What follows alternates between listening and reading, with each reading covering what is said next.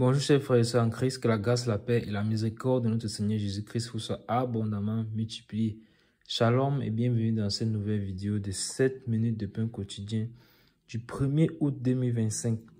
Rendons grâce et gloire à notre Seigneur Jésus-Christ qui nous donne de pouvoir entamer un nouveau mois, le mois d'août de l'année 2025. Nous avons commencé ces études il y a quelques mois maintenant. Le Seigneur nous a donné de persévérer jusqu'à cet instant, jusqu'à cette date. Et nous disons merci au Seigneur car toute capacité provient de lui. Donc aujourd'hui, nous allons lire le livre de Actes des Apôtres, chapitre 7. Nous allons lire le verset 2. Souvenez-vous que hier, nous avions vu que les souverains sacrificateurs, le souverain sacrificateur, pour être plus précis, a demandé à Étienne si les choses étaient ainsi. C'est la question qu'il lui a posée. Mais de quelle chose parlait-il?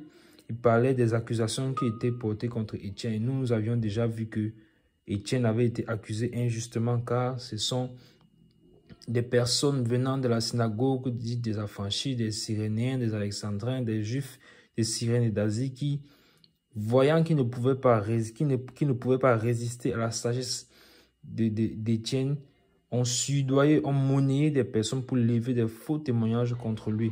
Et donc, il s'est retrouvé dans cette situation-ci où on l'a traîné devant le Sanhédrin pour l'accuser. Comme quoi, il aurait blasphémé contre Dieu et il aurait demandé que... Enfin, il aurait essayé de détourner le peuple des coutumes que Moïse a enseignées. Et disant par ailleurs que Jésus va venir et détruire le lieu, c'est-à-dire le temple, puisque c'est ce qu'ils avaient en face d'eux.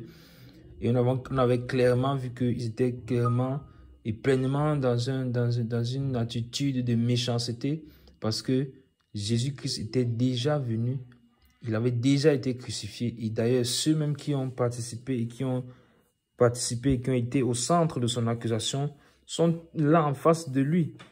C'est-à-dire ce sont les mêmes personnes, mais ils utilisent le même motif pour venir accuser Étienne. Étienne se retrouve encore une fois de plus environné comme par une meute de chiens. Donc, nous allons lire le verset 2 parce que c'est donc là que Étienne va donc prendre la parole. On avait déjà vu, le Saint-Esprit avait déjà donné à 3 reprises de témoignages sur lequel il est rempli du Saint-Esprit, rempli de sagesse, rempli de foi, rempli de grâce. Et il avait donc fait taire ces hommes-là. Ils ne pouvaient pas rester contre lui. Maintenant, il y a d'autres personnes qui se sont ajoutées, y compris le souverain sacrificateur. Est-ce qu'eux aussi, ils vont pouvoir résister à la sagesse d'Étienne?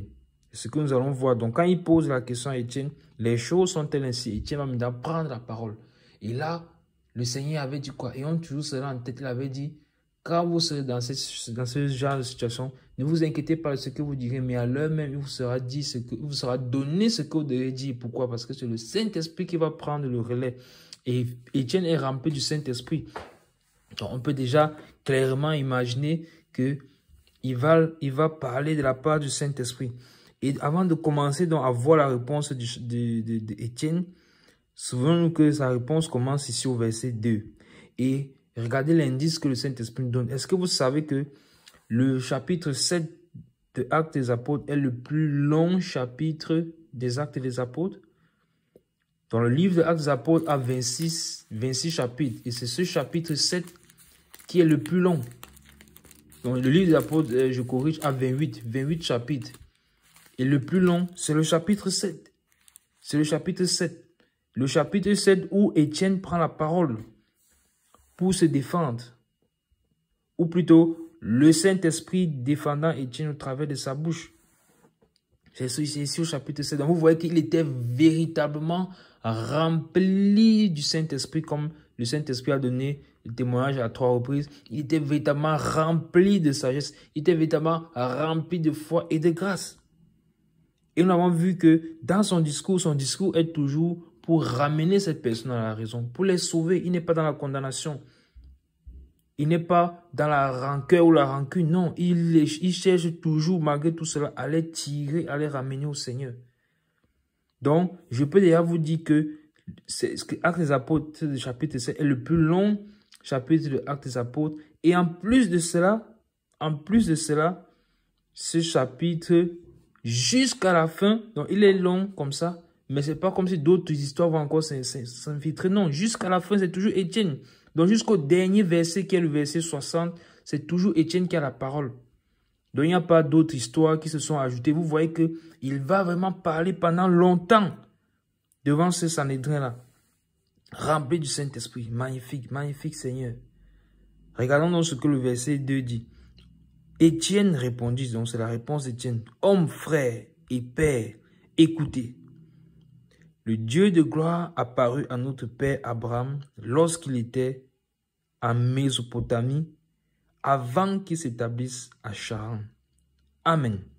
Regardez donc comment Étienne commence. Ça parle dit, Étienne répondit.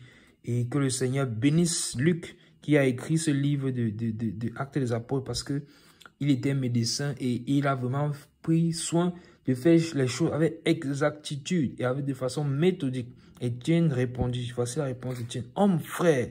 Vous voyez, homme, frère et père. C'est ce que je vous disais tout à l'heure. Malgré qu'il est dans cette situation difficile, malgré qu'il accuse afin de pouvoir le tuer, parce que nous avons clairement vu que ça, c'était l'issue, c'est la mort. L'issue, quand on t'accuse de blasphème, c'est la mort. Il les appelle quand même frère, père. Pourquoi? Parce que lui, dans son cœur, il a le désir simplement de les amener à la raison, de les tirer, de les ramener au Seigneur, de leur montrer qu'ils se sont égarés, qu'ils sont perdus, que l'homme ne peut pas être sauvé par les œuvres, que Jésus-Christ a accompli la loi. Il dit, homme, frère, père, écoutez. Et il y a un point d'exclamation, écoutez. Donc, ici, il attire leur attention. Écoutez ce que je vais vous dire. Et on a déjà vu que jusqu'au dernier verset qui est le plus long des Actes des Apôtres, donc jusqu'au verset 60, c'est toujours lui qui aura la parole. Donc, il dit, écoutez, écoutez. Donc, il attire leur attention, mais dans l'amour, parce qu'il dit, homme, frère. Il ne les appelle pas accusateurs, non, il dit, homme, frère, écoutez. Ça montre qu'il y avait des gens dans la foule, parmi ces accusateurs, qui avaient à peu près son âge, et d'autres qui étaient bien âgés que lui. Quand il dit Père, écoutez. Donc, il montre le respect malgré la souffrance. Donc, c'est encore un enseignement pour nous. Malgré ce que nous pouvons traverser comme difficulté, comme persécution, devons toujours rester, demeurer dans l'amour, manifester l'amour comme le Seigneur Jésus nous a montré. Et encore une fois, je le rappelle encore, je vois vraiment beaucoup de parallèles entre ce qu'ils tiennent en train de vivre et ce que le Seigneur Jésus-Christ a vécu. Il dit, écoutez, le Dieu de gloire apparut à notre père Abraham. Donc, quand il commence comme ça, on comprend. Il rentre d'abord à l'origine. Il rentre à l'origine. Il rentre à l'origine de la promesse. Il rentre à l'origine de toutes choses. Donc, comme vous dites que vous avez Abraham pour père, comme nous disons que nous avons Abraham pour père, rentrons donc commencer par Abraham. Et voyons comment Dieu a commencé à agir avec Abraham. Il veut, donc s'il rentre comme ça, ça veut dire que, puisqu'on est en train de l'accuser par rapport à Jésus-Christ, que Jésus-Christ a dit qu'il va détruire le temple, et lui les ramène à Abraham, ça veut dire qu'il va rentrer à Abraham et remonter jusqu'à Jésus-Christ. Amen. Gloire au Seigneur pour la sagesse qu'il a donnée à Étienne. Il était vraiment rempli de sagesse. Donc Étienne va rentrer, commencer par Abraham, et remonter les Écritures et leur expliquer clairement que tout pointait jusqu'à Jésus-Christ. Ça, c'est ce qu'on peut déjà dire dès l'entame. On peut déjà comprendre le cheminement que Étienne est en train de vouloir prendre. Il dit, le Dieu de gloire apparut à notre père Abraham lorsqu'il était en Mésopotamie, avant qu'il s'établisse à Charan. Donc, il rentre. Avant même qu'Abraham s'établisse à Charan, Dieu s'était déjà révélé à lui. Dieu s'était révélé à lui. Et qu'a-t-il dit à Abraham? Qu'est-ce que Dieu a dit à Abraham quand il s'est révélé à lui? Et ce que nous verrons par la grâce de Dieu dans la prochaine vidéo, c'était tout pour les 7 minutes de pain quotidien de ce jour. Que la grâce, la paix et la miséricorde de notre Seigneur Jésus-Christ vous soient abondamment multipliés. Shalom.